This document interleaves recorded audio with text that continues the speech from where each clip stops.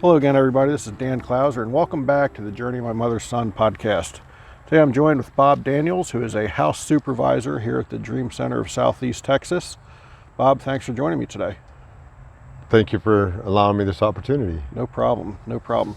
So, we've been here for just about a month volunteering, Sandy and I, and we've, really had the opportunity to, hang out and have dinner with you and, on pretty much a regular basis, and breakfast and lunch. And, I thought it would be a great opportunity to kind of share your story and share your testimony as to, what led you to wanting to become a house supervisor at the Dream Center. So you are a product of the Dream Center in LA. Yes.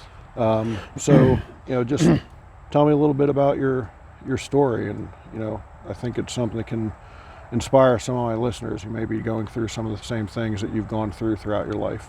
Okay, how far back? Because I was born December 29th, 1962.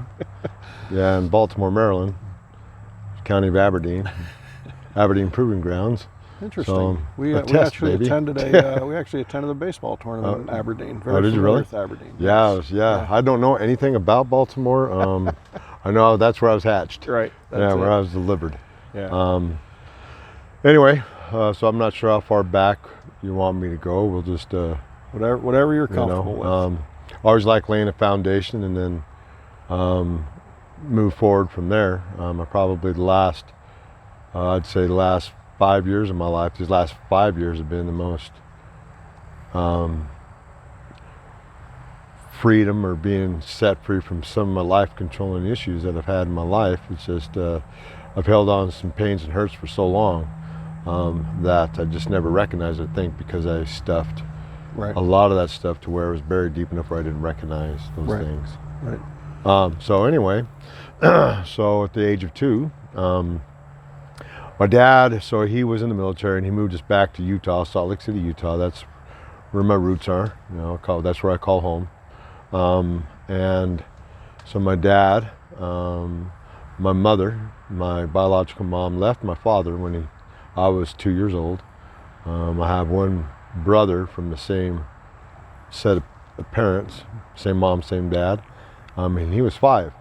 And some of the events around that have been cloudy because they're just one of those things that you don't really know when you're a child at that age of what has taken place in your life. You just, as you move forward, you get little bits and pieces. Right.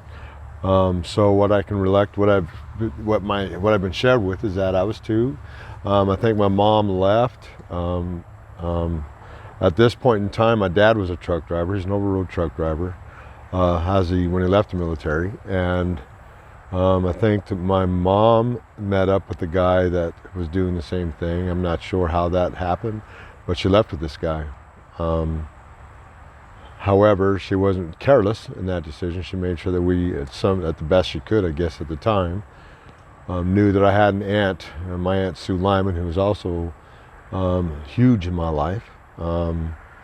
My guardian angel, so to speak. I believe that God has put certain people in your life, or assigned people to your life. I can explain that later, but that's just how I've always felt.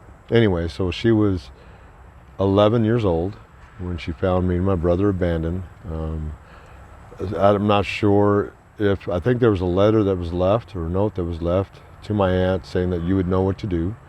I left. She left. My mom left. So at that point in time, I think somewhere within a year or 2, I'm not sure of the time frame, but my dad met a lady. Her name was Ann, and they developed a relationship, and then they got married.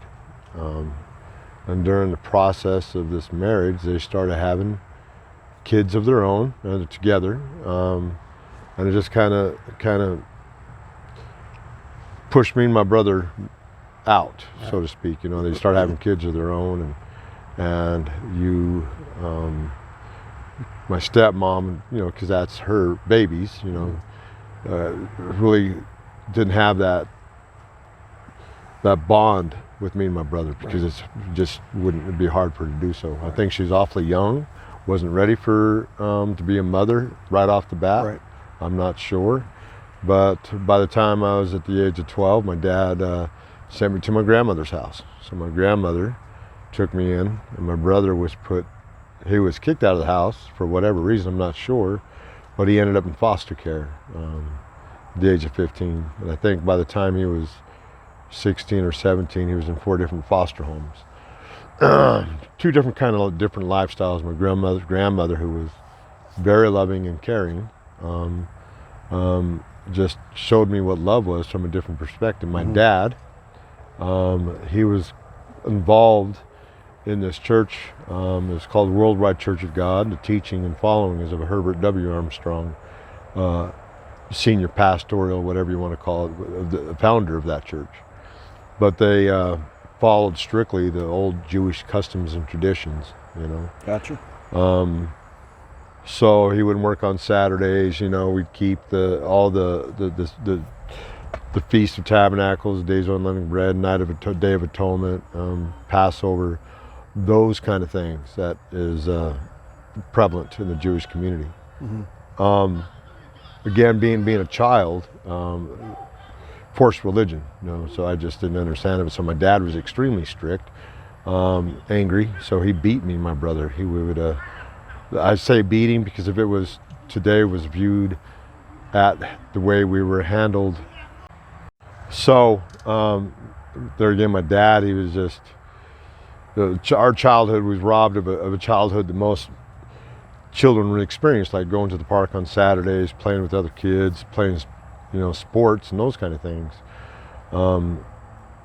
We were gifted. My dad played semi-pro basketball, so we were gifted with that athletic talent as long as with my uncles. I had 2 uncles that played baseball, you know, and through college, and the military took them in, and just, you know, that's so it runs deep, the athletic bloodline, as you would speak. Right. But because of the belief system of that church, is like Friday night from sun up to sundown, you kept the Sabbath day, which is the 7th day, and they kept it right to the letter of the law. My dad, he just, you know, for whatever reason, he felt like it's necessary that when me and my older brother would act out or do what kids do, get in trouble, it wasn't a time out. It was usually we, you know, the 2x4 across the rear end, grabbing their ankles and that kind of time. Sometimes it was severe enough that I ended up going to school bloody a few times, and it was just there again. It was as a result of whatever my dad's upbringing. That's what he believed. Right. So when I say that my grandmother took us in and showed us love from a different perspective, that is what I was talking about. I mean, Saturday morning cartoons. Who doesn't like Saturday morning cartoons, right, as a kid? So I got to watch that, and mint and chocolate chip ice cream, you know, sit there in front of the TV and watch Perry Mason, you know. Those things that I missed that she allowed me to do. I think that sometimes she was really passive, you know, in those areas, but because she loved me. So around the age of 13, I gave my life to Christ at the age of 13, at that time in a Pentecostal church in Salt Lake. And then by the time I was I think it was around the age of 14, I think 13, 14, I was just in junior high school in 7th grade. And my dad somehow talked my grandmother, his mother, my grandmother, into putting up her home as collateral for his truck, because he was an owner operator by this time. Well, the truck ended up down and undrivable. He blew the motor, but instead of paying for it and being responsible, he didn't. He ran from that financial responsibility, and my grandmother lost her home. Wow. So me and my grandmother we were out on the street, so to speak. But then How old were you at this time? I think I was 14 years old. Wow.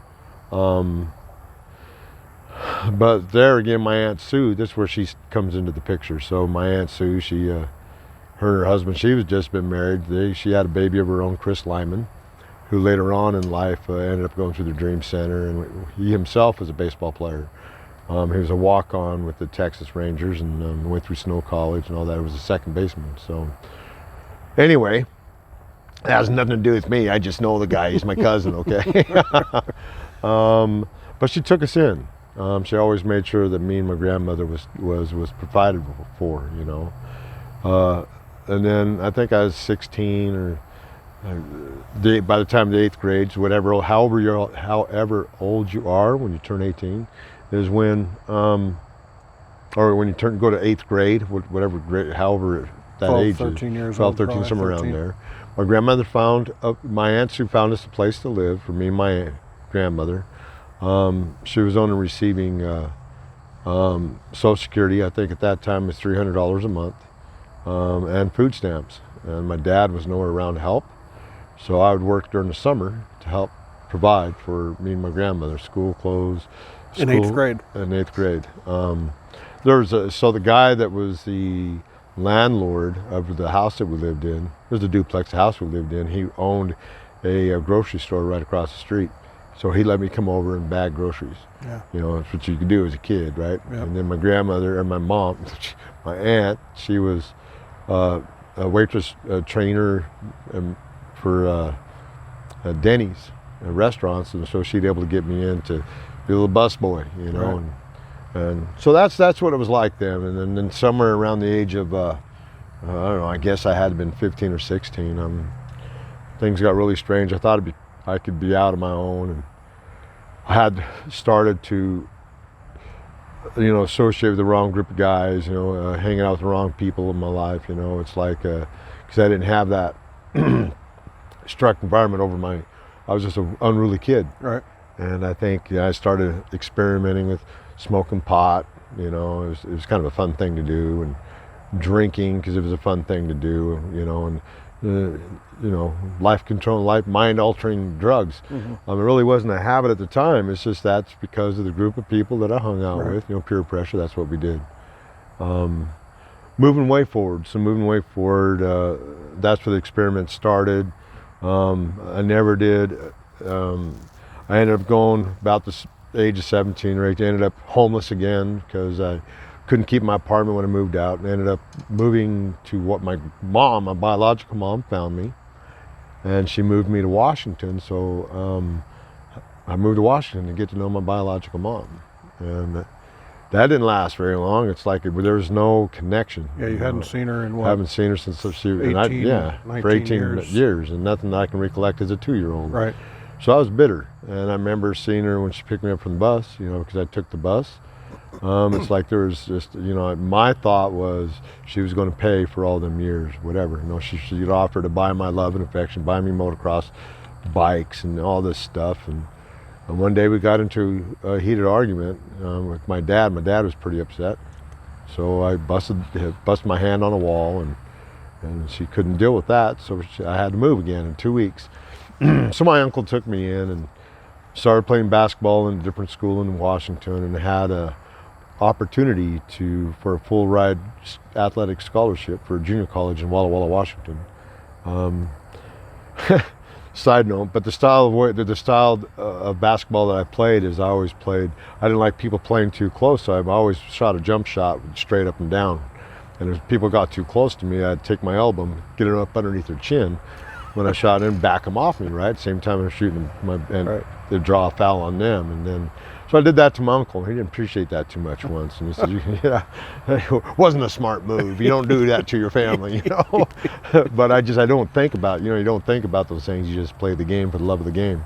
And that just changed the course of my life. At that time, was given a choice to either get a job or join the military. So I joined the military, and I'm long-winded here. And again, this is like I'm 59 years old, and you know, I'm trying to keep it as short as possible. No, but it's all right.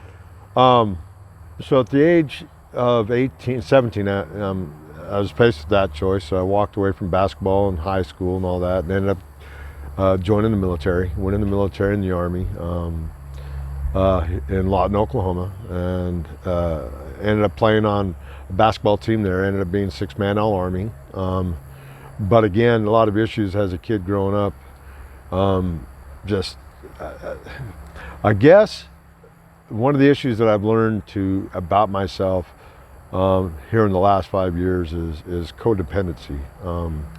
Because my mother, her not being a part of my life, at the most important time it is for a man or a son, a boy, is that nurturing part. You know, so I missed all that. So while I was in the military, I met this gal. Well, I met this gal before I left. We were dating, and I left to go in the military, and she wrote me a letter and put her little perfume on there, and it just got me all happy and stuff like that. So I ended up going AWOL. Left the military, I ran from the military, and that ended up all bad. It just, I ended up with the federal warrant. The Army was out looking for me to come get me, and I was just on the run, you know. And then I met my, you know, that relationship didn't work out. I think after a month it was over with, and I found another woman, right, another lady. I ended up going to Arizona to escape. I figured if I can just stay ahead of the military and the warrant, then I'd be okay for a while. Just keep moving, you know. Right. And so I met this lady who ended up being my first wife. Of course, we used drugs together. It hadn't been that serious yet. And how I got my military stuff cleared up is her uncle was a retired colonel of the Army, military. So he was able to work it to where I was able to get a general discharge instead of a dishonorable discharge, because if you get a dishonorable discharge, you lose your rights. Right. So I ended up with the general discharge, no benefits, and that cleared that part up. But here again, I'm not very mature, and I'm really extremely jealous of my wife. And as we started to, I mean, it's probably within the first year of our marriage, maybe the second, I'd say the first year of our marriage, alcohol became more and more of a problem with me, and I became violent. I just thought I was this tough guy, you know, and I just didn't like my wife being around other people. Even when we was drunk, because we smoked pot, you know, but that was the biggest thing was a little bit of coke. We started cocaine then. And this is where it gets real difficult is, one night, we went to a bar, and she was dancing with a friend of mine. It was a slow dance, dancing slow, and I read too much into it. You know, you're in a bar, you're going to dance slow, those kind of things. When we went to go drop my friend off, I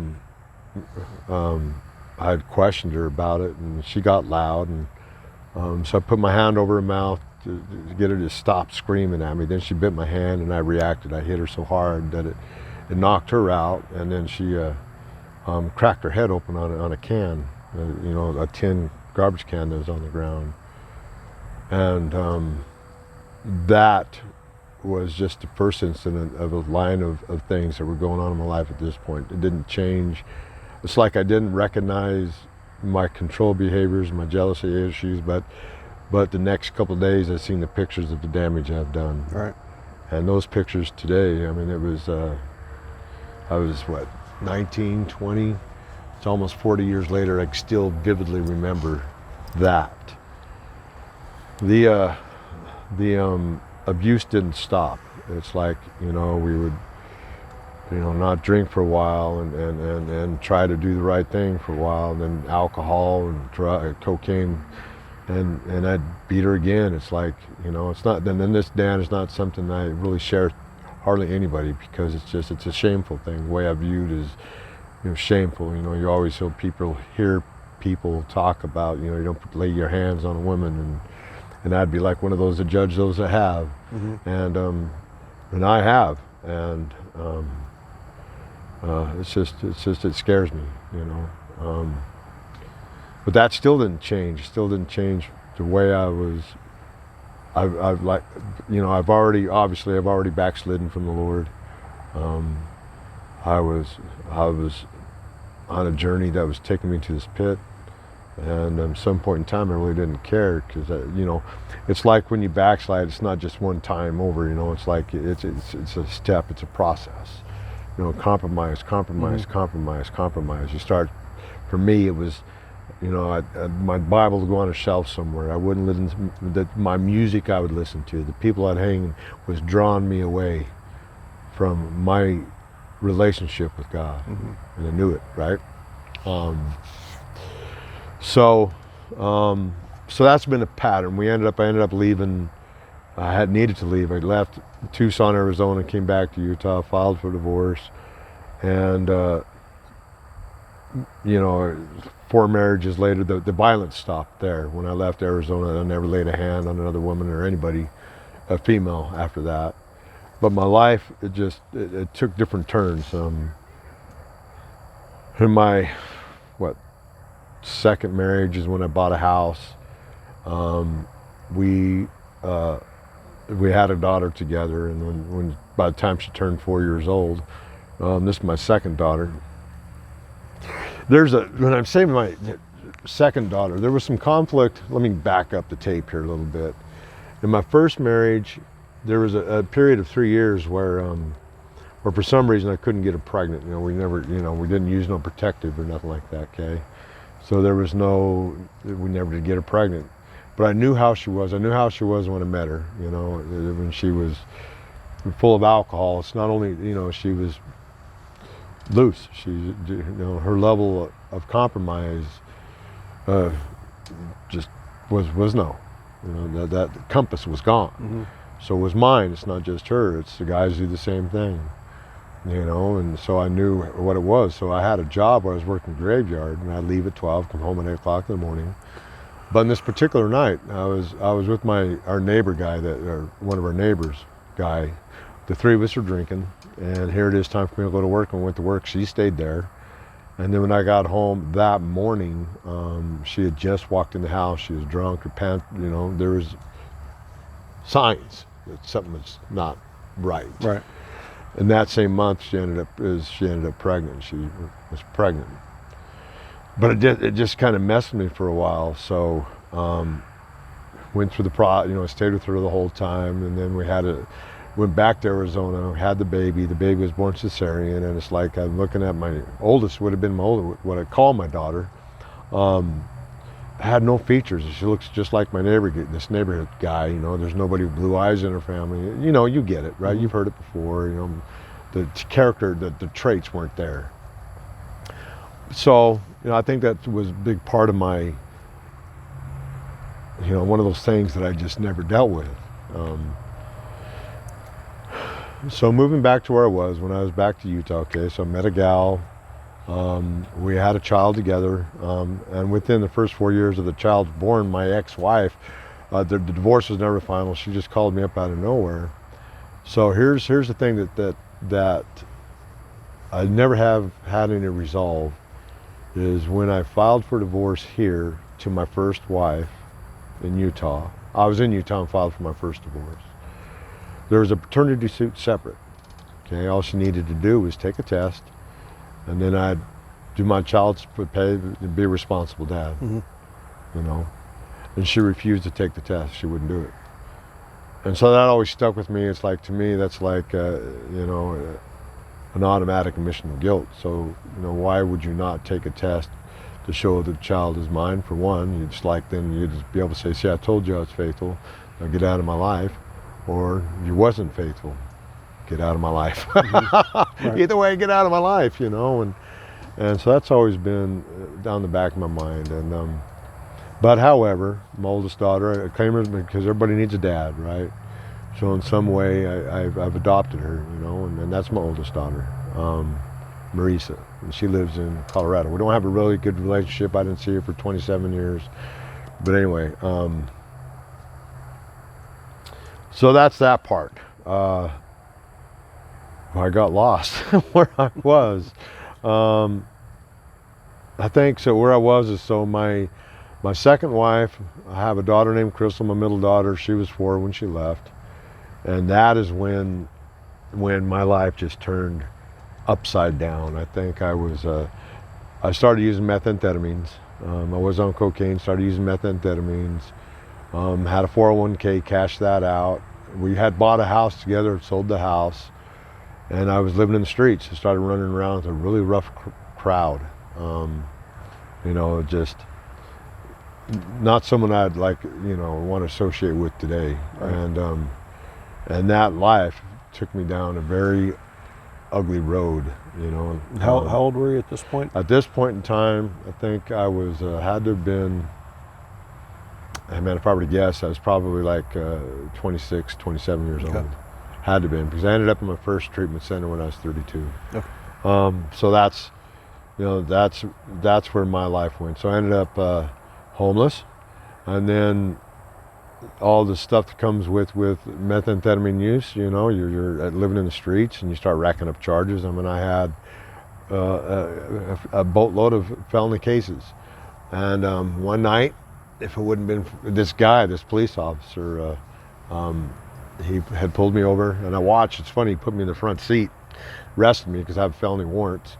And I was watching this. His name was MacArthur. I'm watching the video, and the guy that I was in the car with, he didn't really do anything to justify pulling us over. I mean, he might have just barely touched the line. But I think God used that situation, because I ended up getting arrested, obviously. And while I was locked up, I was worried about spending time in prison, but I got clean. I got clean while I was locked up. I was in a double lockdown, maximum security, so I had my own little cell. But I started to get clean. I started, God started to restore some things. I started thinking about my life. I ended up going into a program that was not a faith-based program. It was a secular program. It was called Odyssey House, but I spent the next 27 months there. Okay. Went through that and did really well. I graduated. I was on as a part-time staff. On the weekends I'd cover the house for him. It was a co-ed program. I met my third wife, one of my wives in the program, and did really well. She ended up being a heroin addict. She was a heroin addict, went back to it. So because I ended up with a divorce because I couldn't live like that. Right. So let's move way forward. So we moved way forward. So I had a couple of wives. Divorced wives, the same old pattern. And then within that time frame, from the time I was probably 21, 22, 23, in that area, I was an IV drug user. I ended up contracting the Hep C. And it went 10 years. I went back to did a liver biopsy when I had a job.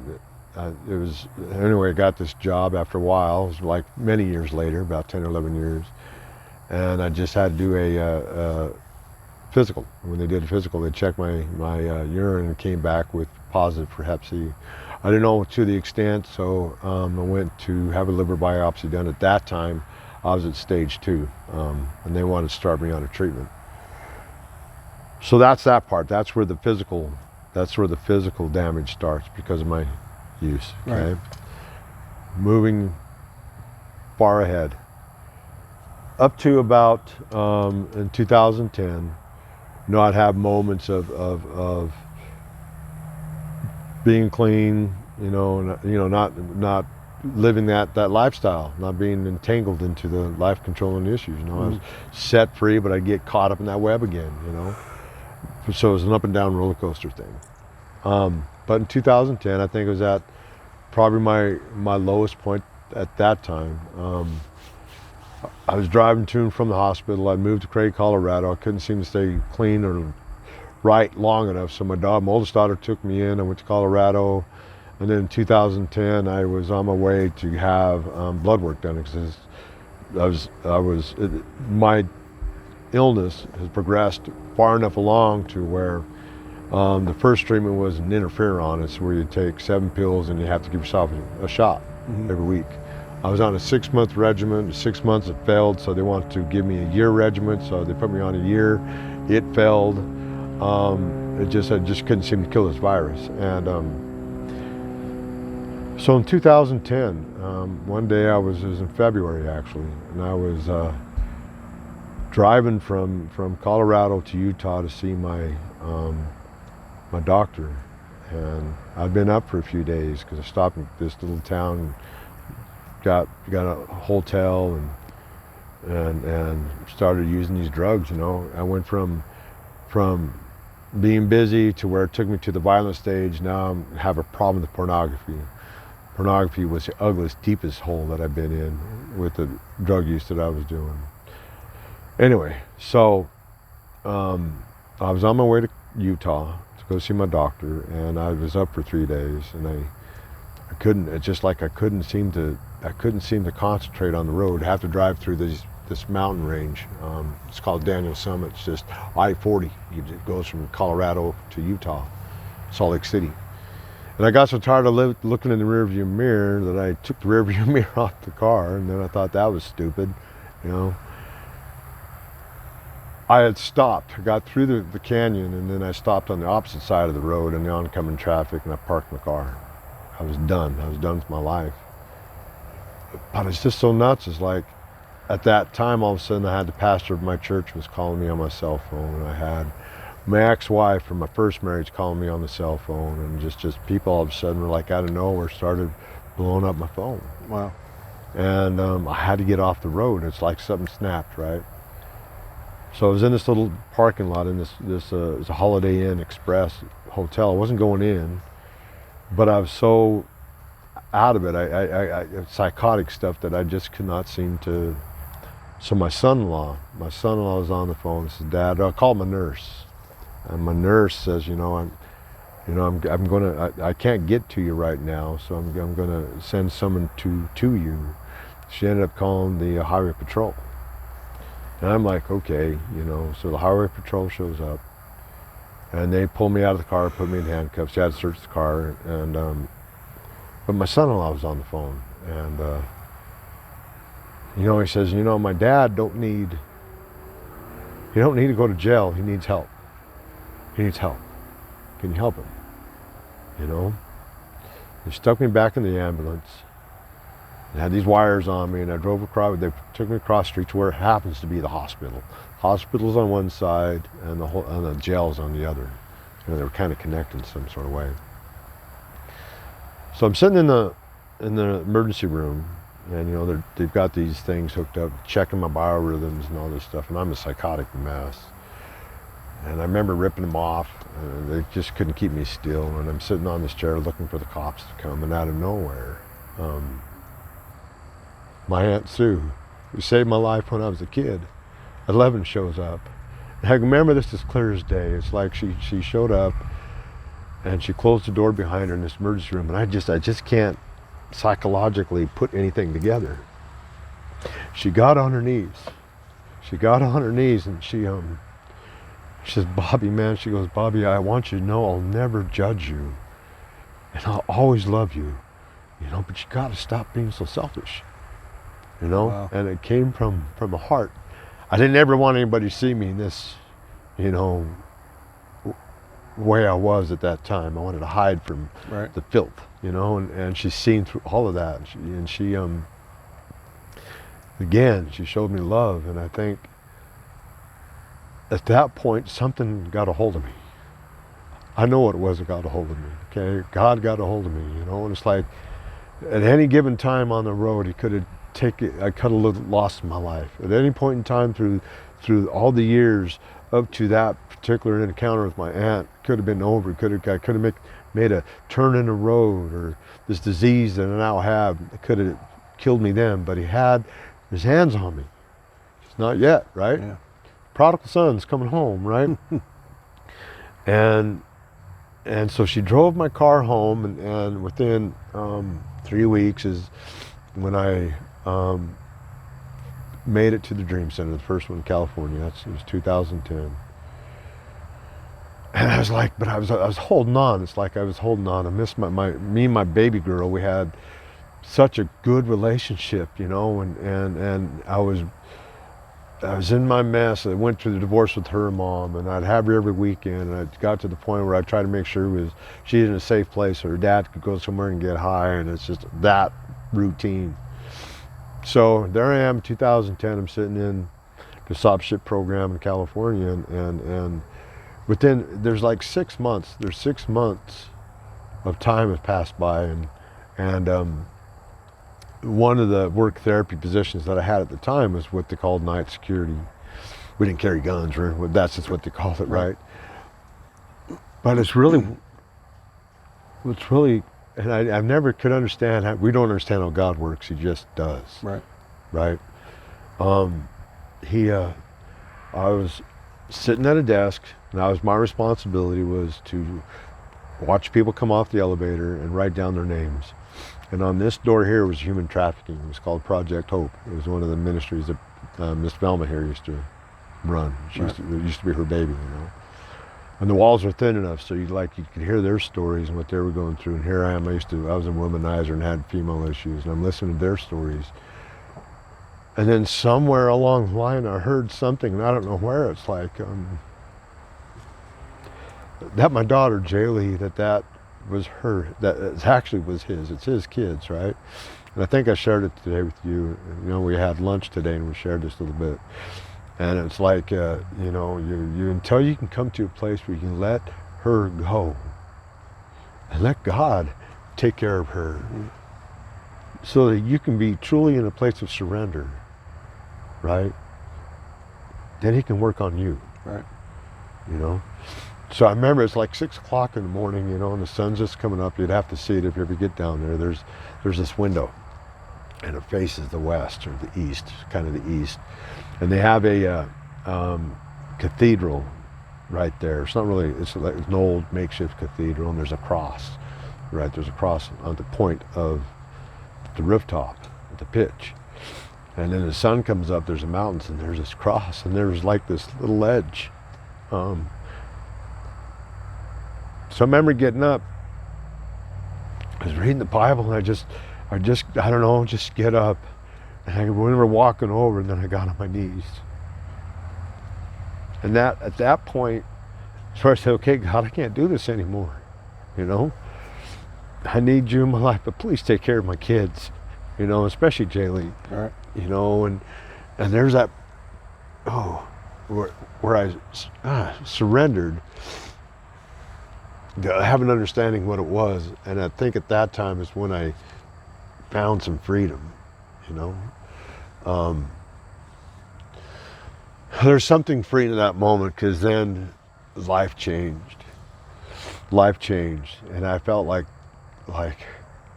just free, you know. And God started through that next year or so of my life, he started just chipping away, and I was so empowered by what God done in my life that, you know, he moved mountains, right? Man, it's a little side note. I remember I was worried about this illness, that was going to be my ticket home, right? He's going to take me home.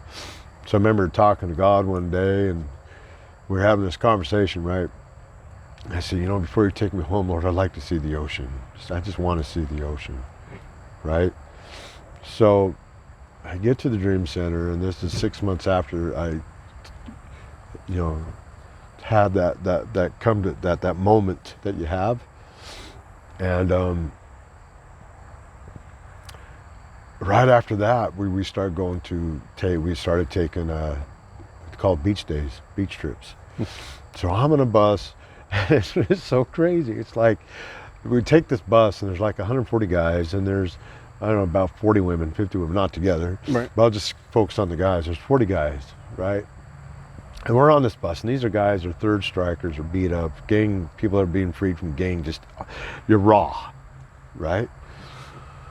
And we're going down this beach trip. We take this beach trip, and right in the middle of that thing, it's like at night we build bonfires, and we do Psalms and Proverbs. And then just before it gets too dark, we go down and we got the shoreline, and we pray.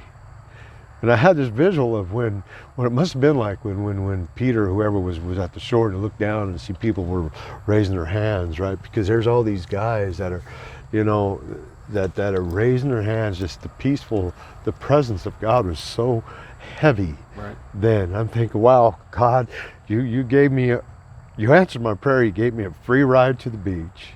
You let me share it with these men that are coming into a relationship, a deep love relationship with you.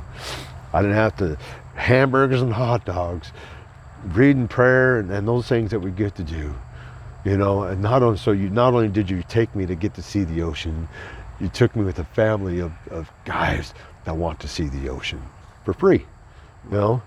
And it changed my life, I think. So at that point, well, you know, we have life-changing moments. Right. At that point, it was like I made a decision that I was going to stay, and a third year, and they asked me to be the house supervisor. So I was over the 140 men that was there, and I'd help out with the women. And what drove me was to see these guys, watching them change, watching someone come in from the street, and it's something that empowers you when you watch them start to get free. And that's what I was driven to. Yeah, I had the opportunity just to be what you call, if you want to give it a title, I don't look at serving people from a position of a title, but I see it as having access to go to places to help people with issues and problems where they might not have the same access. Right. But still, for me, it's still operating in a place of humility. Right. You know, it's never about a title for me. It's just, you know, it's like we got someone that walks outside at 2, 3 o'clock in the morning and she's taking too much pain medication. You know, it's not, I have the opportunity, or God can use, you know, I can go out and help him, you know. And it was like that a few times in California. But I was there for a short period of time. I felt like I was being called or asked to go back home to be a father to my baby girl. At that time, I think she was 8, 9 years old. I don't know. Again, I was divorced to her mother, but we had a good relationship. Mm-hmm. But she was, anyway, I felt like I needed to be there, right. Be that part of her life. So we're going to move way forward. We're going to move a bunch past a lot of stuff to where we're at, up to about, you know, like I'd say probably 5 years ago. Again, this is a lifetime. I'm 59 years old, and took, so I was what, 55, somewhere around there. 55 years old, and married and divorced 5 times, and 3 kids, 3 beautiful daughters, and a whole bunch of not great granddaughters, but awesome granddaughters, and 2 grandsons and a great granddaughter. All that stuff that I've been given in my life. I had a great granddaughter that died 2 years ago, but she's in a better place. I'm not, you know, she lived very short. She only lived 7 days, but so she was taken home at the most purest place she can be. She wasn't tainted by today's stuff that goes on in the world. She was, you know, innocent of all that. So 5 years ago,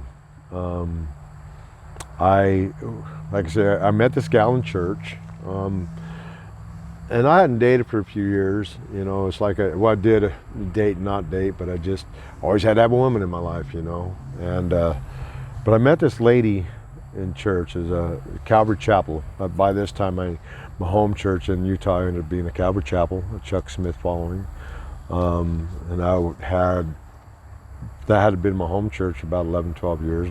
Because I came back to the Lord from California or so, you know. And anyway, so I met this lady, and we had dated. We did the courtship part, you know, and it was really, man, it's just really, I've never experienced this type of thing with anybody, with just as far as the biblical way, you know, the courtship part. We didn't hold hands. Actually, it's funny because I went to my pastor, that I call him my pastor. He's not the senior pastor, but associate. He's my biblical spiritual advisor, and I asked him for permission to date this lady. You know, they weren't connected in any kind of way. I just wanted to go through him, right? You know, for that purpose. And so we did that. We did that. Our dating or courtship process wasn't holding hands and let's go find someplace to go make out and those kind of things. It wasn't our focus.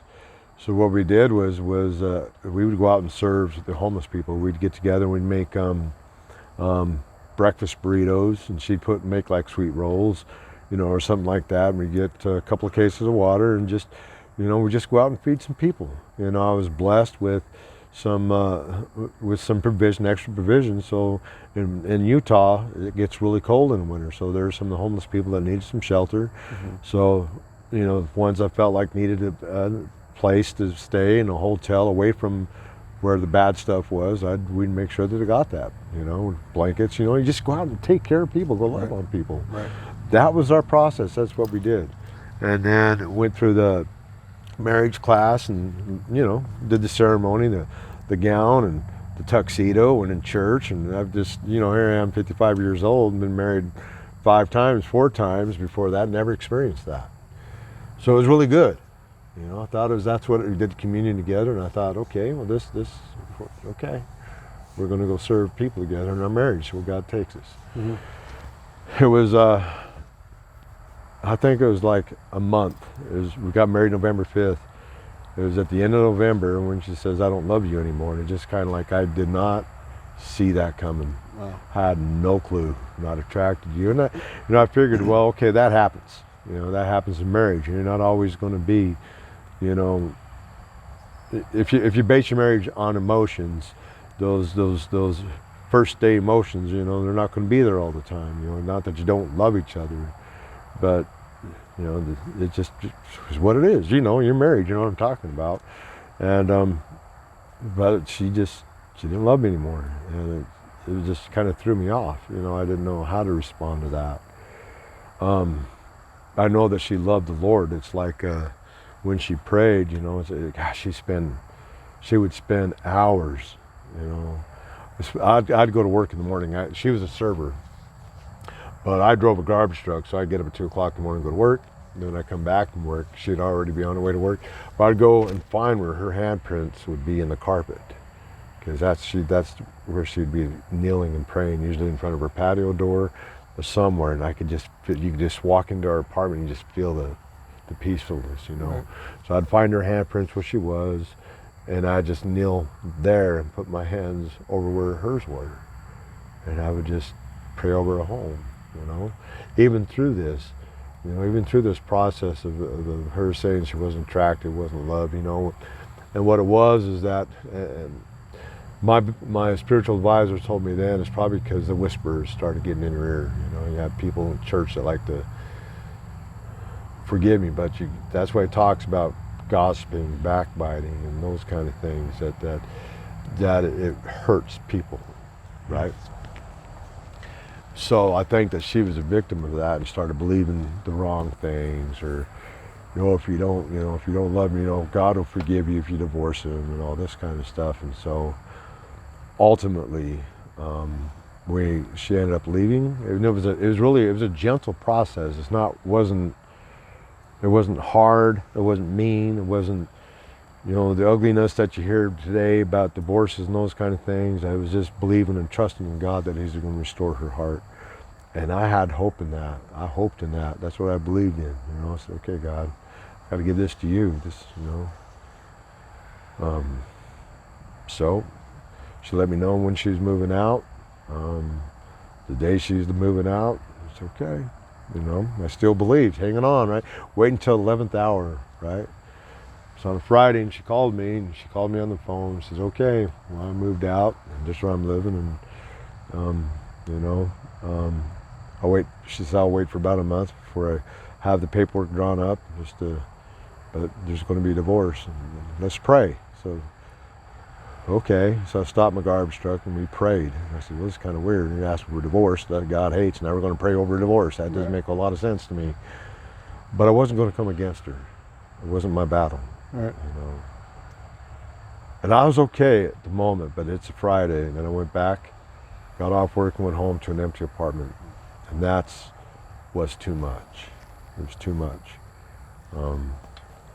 That night, before it was even 6 or 7 o'clock at night, I'm sitting, all the pictures are gone, and there was the empty. I thought it'd be okay, but it was empty. It was just done. You know, so I was on the porch, and by the time 6, 7 o'clock rolled around, I'd already drank a gallon of whiskey, and I had been sober for 10 years up to that point. Right. Just didn't even mess with it, you know. And then my baby girl, she disappeared. So this is all within a week. It's like.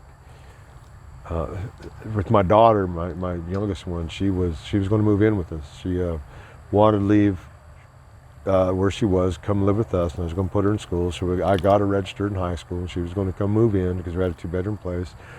But I told her there's some stipulations. You know, you're going to pick a service to go to. You know, because I'm going to require at least you go to church. I'm not going to force it on you, but pick a church, pick a service. You know, I got a Wednesday or Sunday, just one, just at least one for now. Go from there, you know. Last I heard from her, no, she never called me back after that. And then my wife left in a week, and it was just so heavy.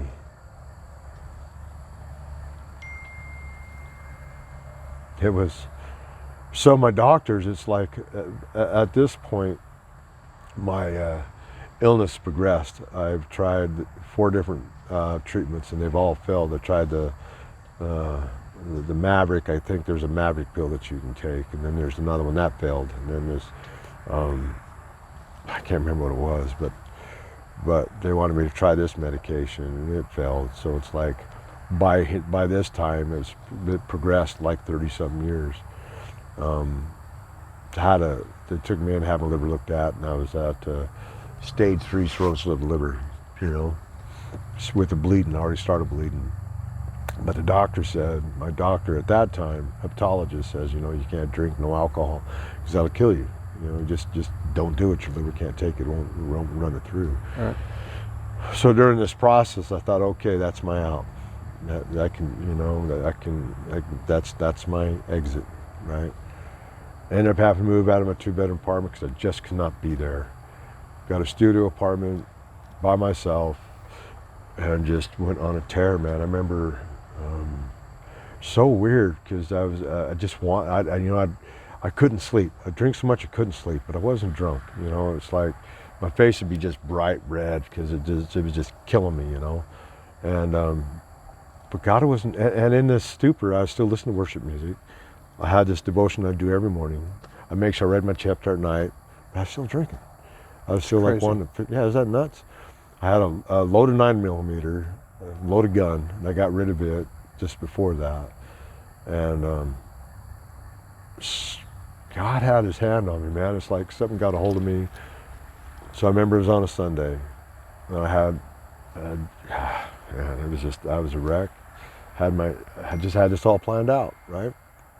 But something said, I don't know, that I need to fight, right? It says, okay, I need to fight. So I called the pastor of my church, start with him first.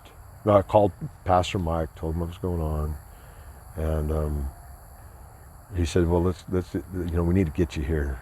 I said, well, I can get a plane ticket, but it's going to be one way. It's not going to be 2-way. This is what I'm dealing with. I called my pastor and we prayed about it. You know, if I remember him talking to him, and then my operations guy at work says, look, I'm not going to be at work. I'm done. I'm leaving. You know, I can't have my life just barely hanging on by a thread here. And I was gone. Flew out of Utah on Wednesday, right? And got here that night. But I was sick, man. I was so sick. I ended up here, and I was like within a month, still trying to shake off the cobwebs. Spent 2 weeks in orientation, and they moved me right into being the house supervisor. But I was sick. I woke up one day. I think I kind of shared this with you. I was just bleeding. I was just bleeding. And my stomach was full of blood. Ended up in the hospital for a couple of weeks. You know, 2 weeks, 2 different times within a 2-week period with a weekend in between, in intensive care. They're trying to. My hemoglobin was down to 6. So it was just, I was bleeding from my throat and from my colon. It was just, you know, that alcohol, right. You know. So I was here for 6 months. My hip went out. I have a bad hip. I have what you call I can't remember what it's called now, but it's degenerative hip disease, and it affects the joints. So now this left hip has been replaced, and this one was done 2 years ago. And then I told Mike I was going to come back. My job is really crazy. My job left a message on my phone that says, you know, come back, we'll fly you back, we'll put you back to work, we'll put you on your route, pay you what you're paying before. I'll, you know, give you your commuter car. And then I had a place to live, and it's like, man, is that what I'm supposed to do? I'm not, okay, let's go. But during that process, when I got there, I had to wait 90 days. Then my granddaughter died. and my car was broke. I couldn't get to go to the funeral, and I just one thing after another, and I went right back in the same thing, right? So I ended up coming. So last May is like, it's okay. I need to get back. Did the same thing, just left, went off the map, just left.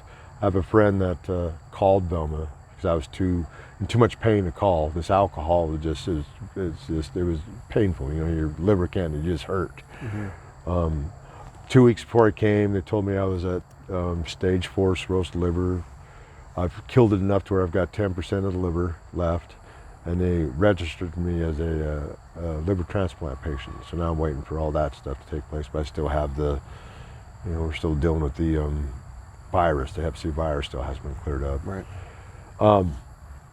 So I'm saying all that to get to this long story, right?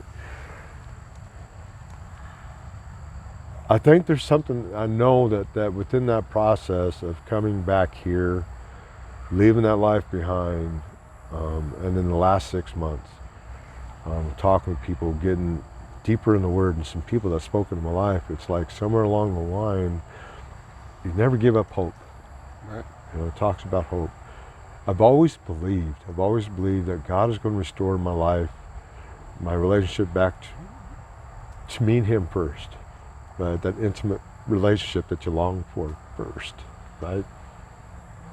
And in doing that process, the Word started to speak life to me. I'm going to start reading some scripture, and there's scripture in there that's like, I started understanding it a lot differently. So it's like you and your wife can have a conversation because you have an intimate relationship that wouldn't make sense to nobody else because it's personal, it's intimate. That's how this is. It's like, through word and prayer and journaling, it's just all of a sudden things started to, I had this hope. There's something, something gets birthed in this anticipation. There's anticipation that something's going to happen. Something's going on. But I never give up hope. I wanted to know where my daughter was, and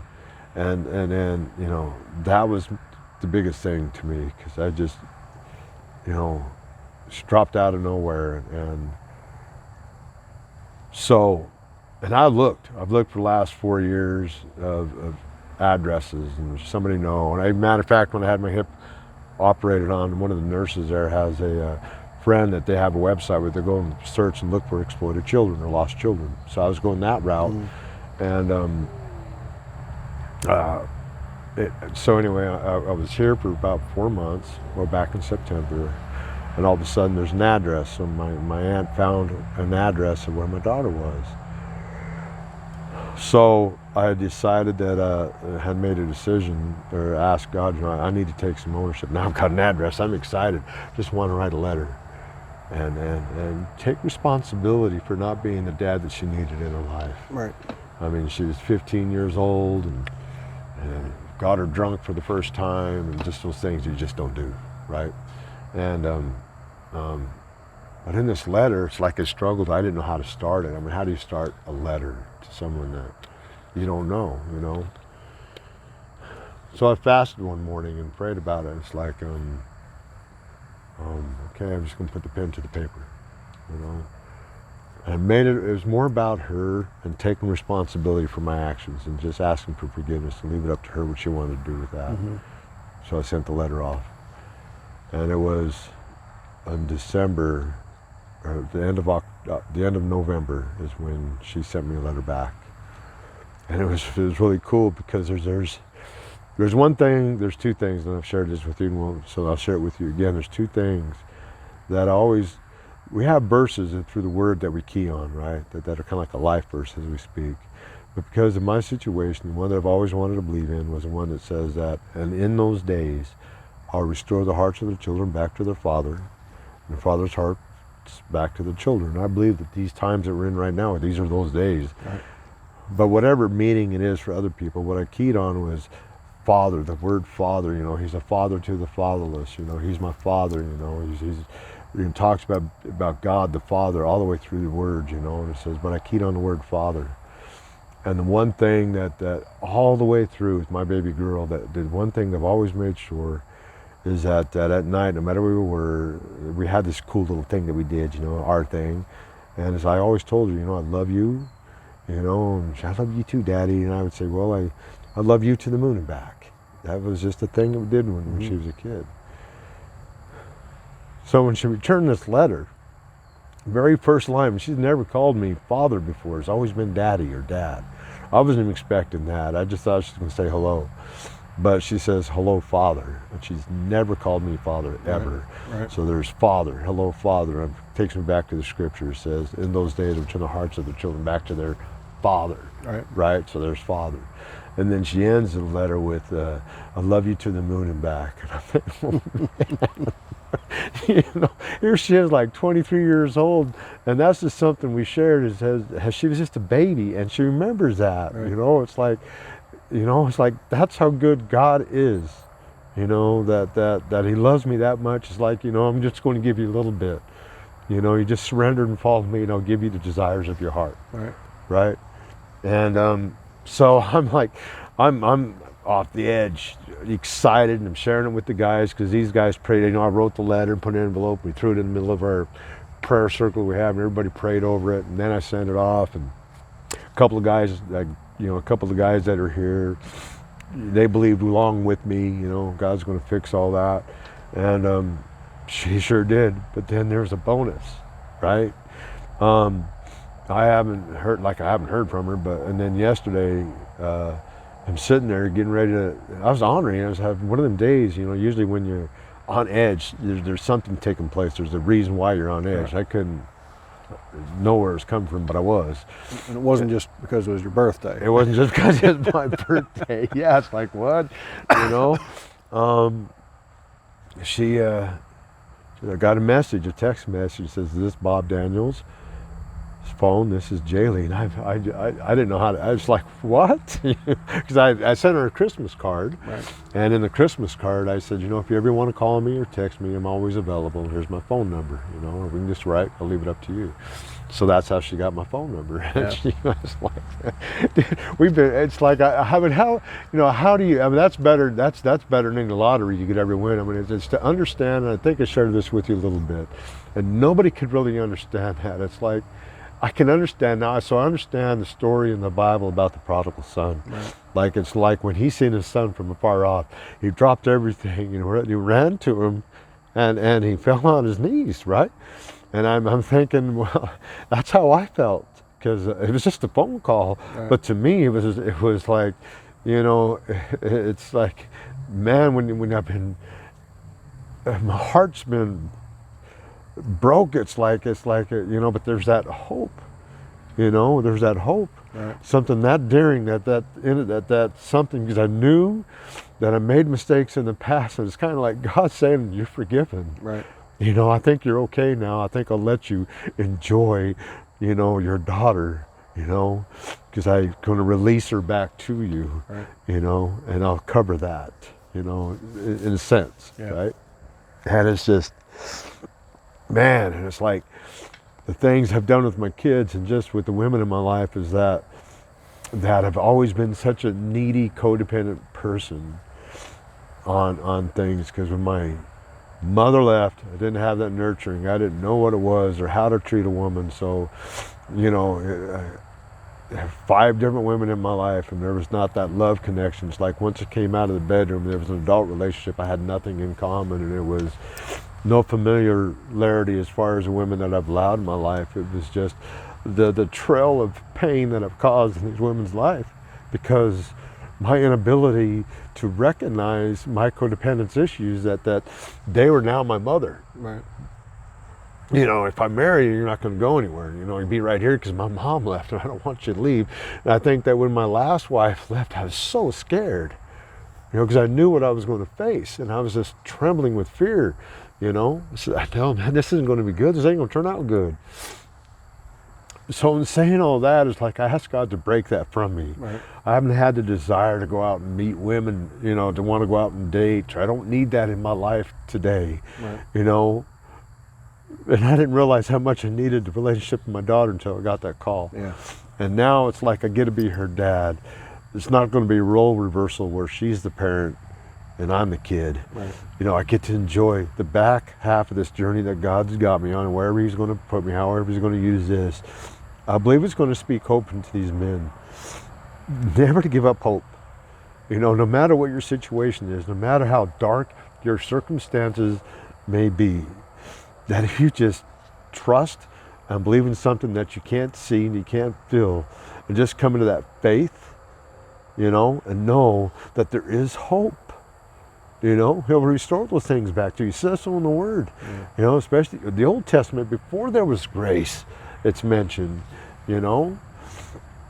And it's like, so now it's like I have a new fervent for life, not because my daughter's an idol, it's because through that, he's shown me how much he loves me. You know, that I've loved you all along. Right. And I've had you on this journey to knock some stuff off, but I was only a prayer away the whole time. Right. Right. I'll never leave you nor forsake you, right? So if you were to ask me what kind of difference I would want to make today in someone else's life, as far as the world, I guess, is my little world's right here. Is to see these men that come from such the hardest spots, the hardest ones to love, right? Mm-hmm. The ones that are the hardest ones to love, that the society and everybody's put labels on them, to let them know that they can stand up and say, hey, my name is Jason, you know, I am loved and they are loved. You know, if I could just see that, and whatever vessel God wants to use me in, and I don't even have to see the result, I just get to know that there's a seed that's going to be planted. Right. And that lives and these men that have broken relationships, miss their children, that if you just, might not be tomorrow, but he will. Just keep that hope. You keep that hope. Yeah. You know? Yeah. And that's an incredible story. You know, I mean, there's some things that, you know, it's really unbelievable that you're still here. Yeah. You know, when you get right down to it. And I think you recognize that. Yeah. For sure. And, you know, I love the way you interact with the guys, and, you know, you do kind of, you know, act a little bit like a father figure to them. I mean, because you've been where they've been. Yeah. You know, and I think it allows them to, you know, to be able to relate to you, because you're not just somebody, you know, coming in preaching it that didn't live it and didn't go through it. You know, you went through the school of hard knocks, just like they did. Yes. So, so like I told you, I ask all my guests a final question, which is, you know, the subtitle of the podcast is Many Little People in Many Little Places, and it comes from the opening lyrics of a song by Michael Franti, which go, when many little people in many little places do many little things and the whole world changes. So what's one of the things that Bob does on a daily basis to make the world a little bit better place? One little thing I do is check in on the guys in the morning. Yes, I don't know how it impacts the world. Prayer first, but it's like in the morning, 6 o'clock in the morning, and they're still rubbing their eyes trying to figure it out, is in some sort of way give them that soft good morning. Mm-hmm. You know, see the faces in prayer. You don't have to say a whole lot, but that's it. Yeah. You know, pray. Good way to start their day off. Yes. You know, on a positive note. Yes. Cool. I love that. Well, Bob, I appreciate you taking the time to share your story. I know, you know, a lot of times it's not easy to have that conversation and, you know, open those old scars, so to speak. But I think it's very brave to, you know, be able to sit down and tell that story. And I think it's a story that, you know, somebody out there listening, it's going to benefit them for sure. Oh, yeah. Appreciate the time, and for folks out there listening, be sure to check my blogs and other podcasts out on my website at danclouser.com. Bob, thanks again for the time. Well, thank you for this opportunity, sir. No problem.